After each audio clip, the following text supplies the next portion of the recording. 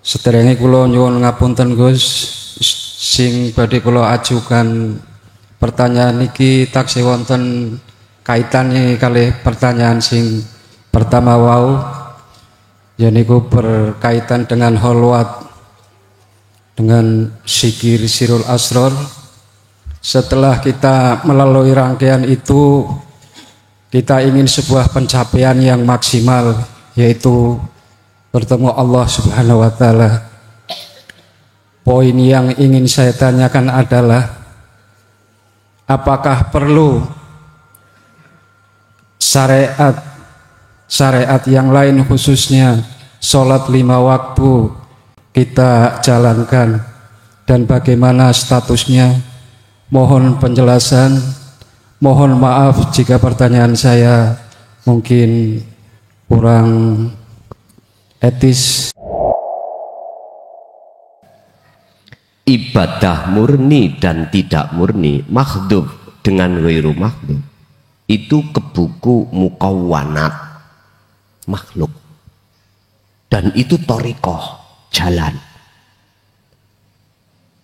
dan itu fasilitas yang Allah hadapkan terhadap kita semata-mata untuk bertemu Allah. Dengan begini, jawablah di dalam hatimu, perlu atau tidak Anda bertemu Allah dalam waktu sholat. Kalau perlu, berarti janganlah kau tinggal, karena itu waktu-waktu perjanjian pertemuan terhadap Allah. Jawabannya ini tergantung Anda masing-masing. Ingat, Allah dawuh, wa ma umiru, lan ora ku perintah, wa ma umiru lan ora den perintah sira kabeh ning donya iki illa liya'budullaha, kecuali kamu hanya menyembah pada Allah, menyembahi, bertemu Pak Bu, bertemu Allah. Kalau saya pribadi, ngapain istriku tak tinggalkan, Allahnya di situ. Nek isok nambah lagi, mana ketemune Allah iku tambah guyon Bu ya, guyon. Tapi kalau Allah nakdirne tenan, iso opo aku tinggal son nikmatono iki. Hanya gitu. Jenengan dikasih Allah fasilitas karomah, sama istri suami tadi karomah secara mukhadharah, malaikat secara mukasyafah. Gunakan itu untuk bertemu Allah. Jadi pertanyaan tadi jawabnya saya tergantung panjenengan masing-masing. Sebab Gusti Allah memberikan fasilitas 1 hari 1 malam untuk bertemu Allah 2 thariqah. Dan ini dilakukan oleh Nabi dan Rasul. Aku tidak mengatakan ini dilakukan para mursyid-mursyid, nggak tahu loh ya aku. Aku husnudon aja, dilakukan gitu aja. Mengapa saya sebut thariqah? Karena ini jalan, fasilitas, wasilah, tumpaan Anda untuk bertemu Allah. Jadi mukawwanat ini jamak saking kaun.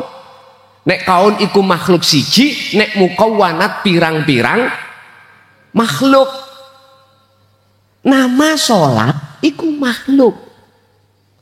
Nama zakat, puasa, haji, maca Quran dan lain sebagainya, sedekah, iki makhluk. Nah, inilah boleh saya sebut sebagai wasilah. Ini ku sebut sebagai thariqah. Sekarang tinggal pertanyaan pada diri kita masing-masing. Kau pergunakan thariqah itu kemana? Kau pergunakan jalan itu menuju mana? Jawabannya manusia ada yang mempergunakan untuk mendengarkan seruan nafsu. Apa seruan nafsu? Anda akan ketemu makhluk. surga, pahala, itu makhluk. Itu seruan nafsu loh Pak. Miturut kacamata hakikat. Nek miturut kacamata syariat yang pernah aku dan pernah aku taklimkan, itu Allah. Sehingga sholatku krono pahala. Sholatku karena surga, hadiah itu. Biar tidak dimasukkan Allah dalam neraka. Padahal semua makhluk. Mengapa di situ Allah memakai kalimat fa'budu? Wa ma umiru illa liya'budullaha mukhlishina lahuddin. Dengan berikhlas dalam agama yang bertauhid, kamu akan bisa fa'budu. Fa'budu itu maknanya adalah bertemu Allah. Sebab nyembah sing bener antara sing nyembah dan disembah itu ketemu. Jenengan oleh undangan teko orang lain dalam rangka nikahkan anak, apa walimah, apa syukuran. Tulisannya sampean gak kenal wongi. Tanda tangan dari Pak Paijo. Sampean Pak Paijo sih mana? Gak tahu. Apa nekat sampean berangkat? Ayo. Gak mungkin. Jangan kalau kenal, oh iki Allah, ya berangkat toh. Syaratnya kudu ketemu Allah. Dikatakan sah. Anda menyembah itu bertemu Allah. Otomatis kita dikatakan bisa bertemu. Wasayakfi laka fitil kadari. Dibukalah pintu akhirat itu musyahadah. Otomatis hijab penghalangnya itu harus dibuang. Berhubung Anda kenal Pak Paijo, oh alamati lengkap, ada Sherlocknya sekalian, terus berangkat, ketemu.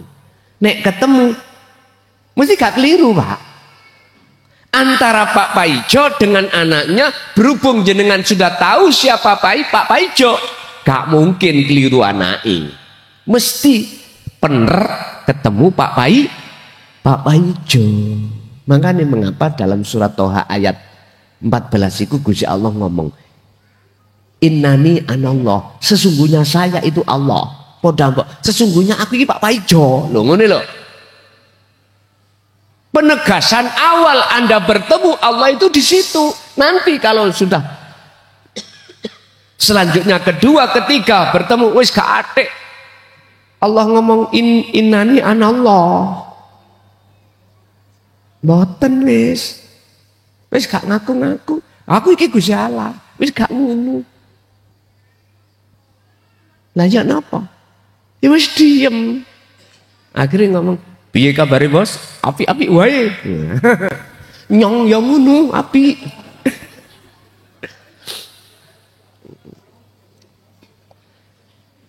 Wis hubungan damai di situ, Pak. Jadi saya tidak menyuruh, tapi saya katakan bila mana syariat sholat itu adalah fasilitas yang Allah hadapkan, mengapa tidak kita manfaatkan? Wis jawabannya sampean seberapa Mbak nggih? Gak usah tak dawak-dawakno ula. Pun monggo lainnya. Satu lagi. Assalamualaikum warahmatullahi wabarakatuh. Waalaikumsalam warahmatullahi. Saya dari Banten, pengen nanya ringkas saja, apakah ada cirinya, ada alam malakut, jabarut, lahut, dan kami pernah masuk ke satu alam luas tidak ada ujungnya dengan penuh bacaan zikir la ilaha illallah. Sampai sekarang nadanya saya ada di hati saya. Sekian, wassalamualaikum warahmatullahi wabarakatuh. Waalaikumsalam warahmatullahi wabarakatuh. Memang semuanya ada tanda, Pak. Alam muhadoroh kasunyatan ini, yaitu kita melihat makhluk-makhluk dohir. ketika kita masuk di dalam alam mukasyafah, itu Allah buka hijabnya mukasyafah.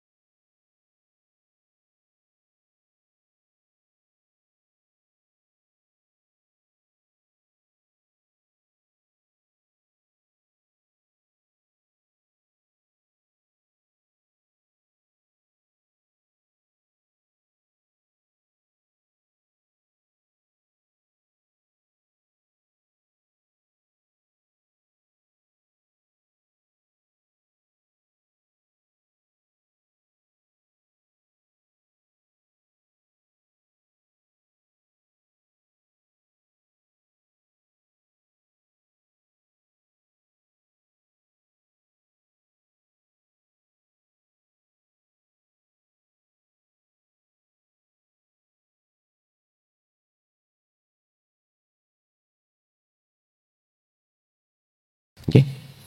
Estri, yang estri 2 aja kalau ada, kalau nggak ada bonusku. Kalau ada monggo. Assalamualaikum warahmatullahi wabarakatuh. Waalaikumsalam. Saya Ibu Iwit dari Banyuwangi. J, Ibu pinter nyanyi? Nggak usah Gus, sudah malam. Oh ngoten. Soalnya Gus kan mau ke Jombang. Nggih, langsung monggo. Gus, saya mau tanya, tolong jelaskan apakah perbedaan orang yang sudah meninggal dunia dengan orang yang sedang tidur nyenyak? Dengan orang yang masih di dunia? Iya. Oh ngoten. Nggih. Sampun? Sampun. Sekian, terima kasih. Wassalamualaikum warahmatullahi wabarakatuh. Waalaikumsalam warahmatullahi wabarakatuh. Begini Mbah, kalau sampean iku bertanya perbedaan antara orang yang sudah meninggal dunia dan orang yang masih ada di dunia secara syariat, dulu iku bedane gampang. Nek matek gak ono ambekan, ambekan. Gampang nggih? Gampang. Wis saiki cara hakikat bagaimana? Orang itu baik di dunia maupun setelah mati, golongan itu ada 2. Ahli hijabkah atau ahli syuhudkah? Gelapkah pada Allah atau terangkah pada Allah? Niku dikembalikan dengan ainul basiroh, mata hati, mata roh ini.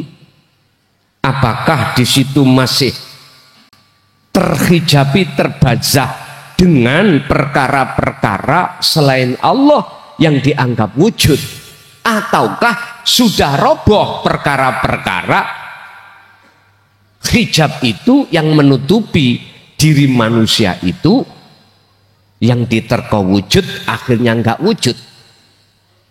Manusia cuman digolongkan Allah 2 golongan. Disebut ahli hijab adalah seseorang ketika saat di dunia ruhaniyahnya ini, ruhaniyah terhijabi oleh wujud di dunia. Wa zujina linasi hubbus syahawah. Akhirnya otomatis kita akan beriman kalau selain Allah itu wujud. Wes iki ahli hijab.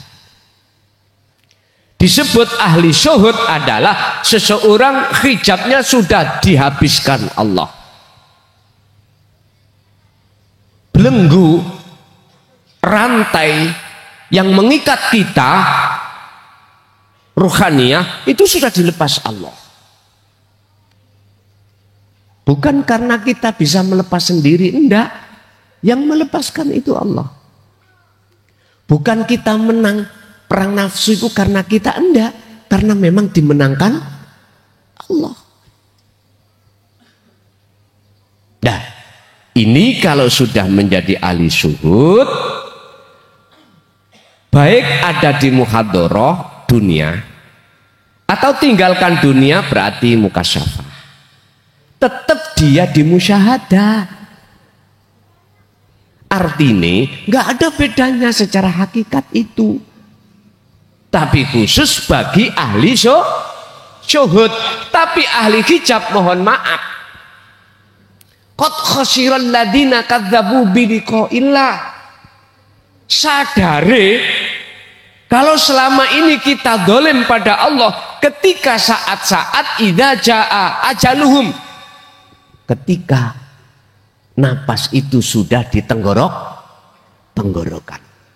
Artinya ketika ajal sudah di tenggorokan, baru di situ kita sadar kalau selama ini bentuk kita mengakui keakuan diri yang wujud makhluk itu sama halnya kita melakukan kedzaliman pada Allah, berbuat syirik. Baru sadari di situ.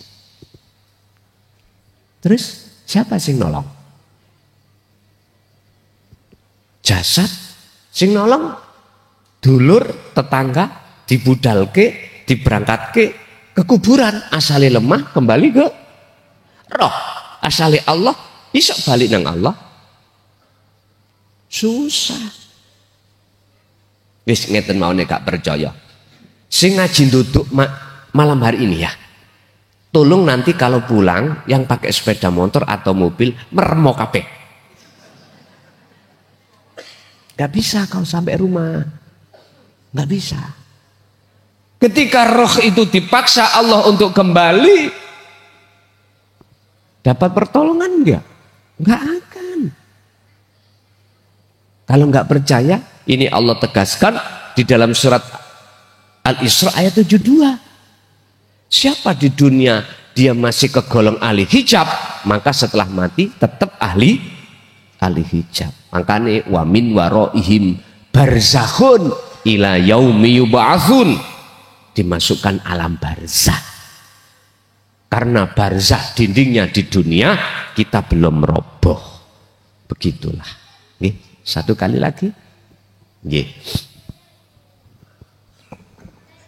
Assalamualaikum warahmatullahi wabarakatuh. Waalaikumsalam warahmatullahi wabarakatuh. Saya jemaah ilmu tauhid dari Depok, ya Gus. Depok itu mana, Pak? Jawa Barat, Oh, perbatasan Jawa Barat. Jakarta Selatan, ya. Sunda ya, bahasa daerahnya Sunda. Mohon di Sunda. Oh, okay. Ya. Assalamualaikum warahmatullahi wabarakatuh. Waalaikumsalam warahmatullahi. Ini Gus, apa perbedaan karomah yang didapat antara kita dengan berzikir siror asror dan yang tidak, dan bagaimana untuk mempelajari agar kita bisa memahami tauhid yang mendalam dan mantap. Hanya itu aja Gus. Yeah. Assalamualaikum warahmatullahi wabarakatuh. Terima kasih. Assalamualaikum warahmatullahi wabarakatuh. Okay. Okay.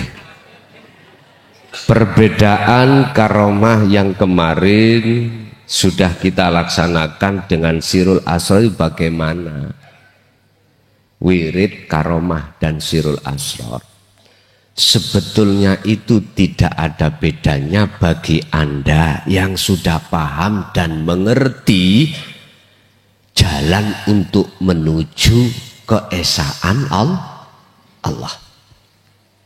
Tapi kalau pertanyaan ini saya jawab dari sisi syariat, karomah itu adalah sesuatu yang tidak bisa kau bahas dengan dalil akliyah. Nggak bisa kau terima, kau bahas dengan dalil akliyah, akal. Sebab ketika Allah berkehendak itu tidak hanya di dalam akal bisa terima, tapi juga Allah berkehendak di dalam sesuatu yang tidak bisa akal terima. In aroda syai'an ayyakula lahu kun. Contoh Nabi Muhammad ketika melakukan perjalanan dari Mekah ke Madinah, hijrah, itu namanya mendung selalu nutupi beliau. Jadi nggak panas beliau sama rombongan. Mendung kan makhluk. Sifatnya makhluk mendung kan bisa menutupi terik matahari, akhirnya tidak mengenai Kanjeng Oke. Makhluk. Lagi ketika saat Nabi Musa dibawai Allah tongkat, gitu. Terus kok bisa akal tidak bisa menjangkau? Kok bisa untuk membelah lautan akhirnya jadi jalan?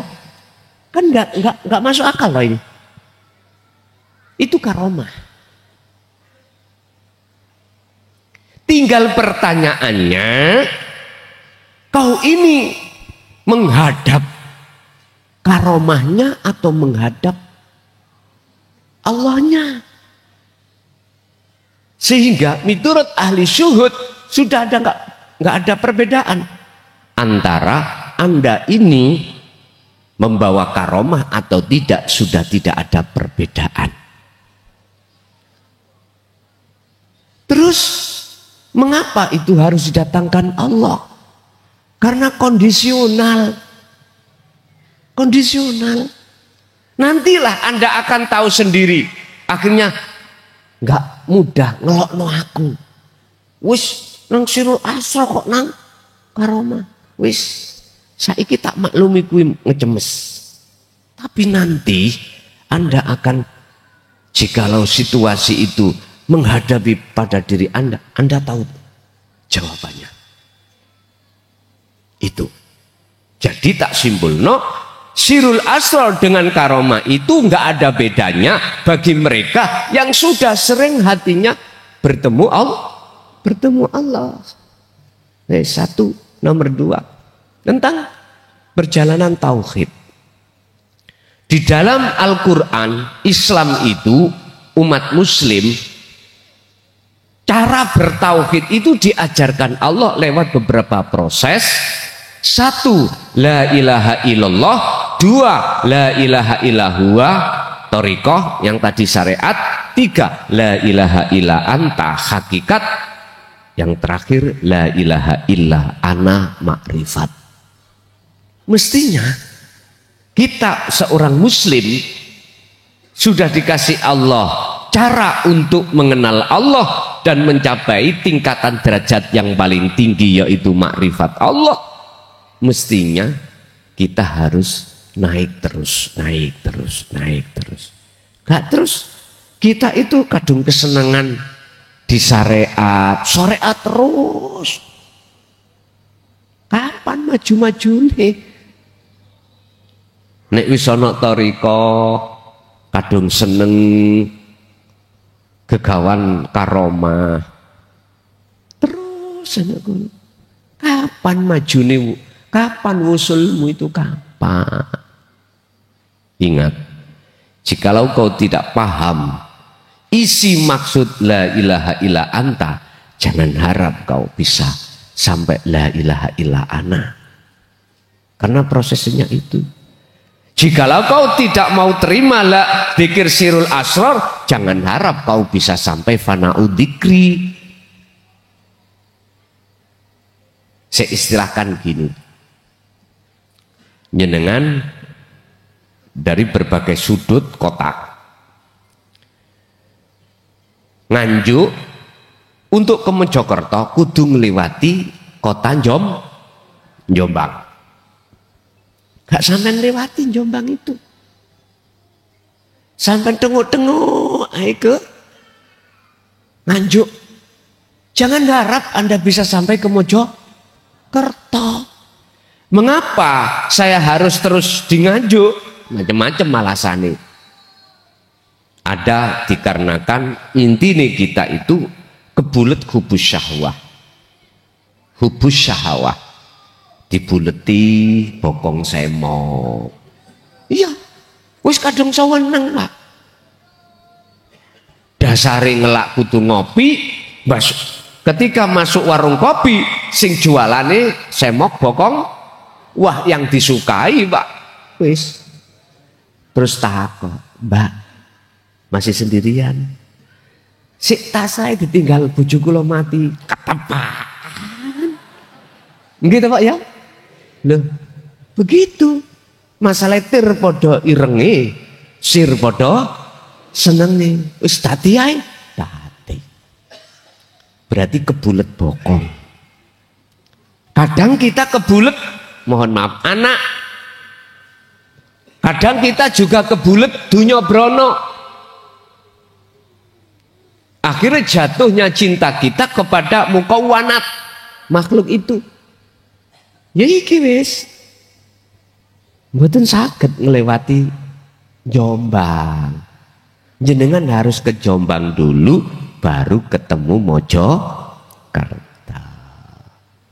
Artinya, wahai saudaraku yang masih di syariat atau di thariqah, lekaslah kau hakikat. Dengan kau mempraktekkan fungsi la ilaha illa anta, kau akan dengan sendirinya ditarik Allah di makrifat. Begitulah Bapak Ibu, itu aja yang bisa kami sampaikan.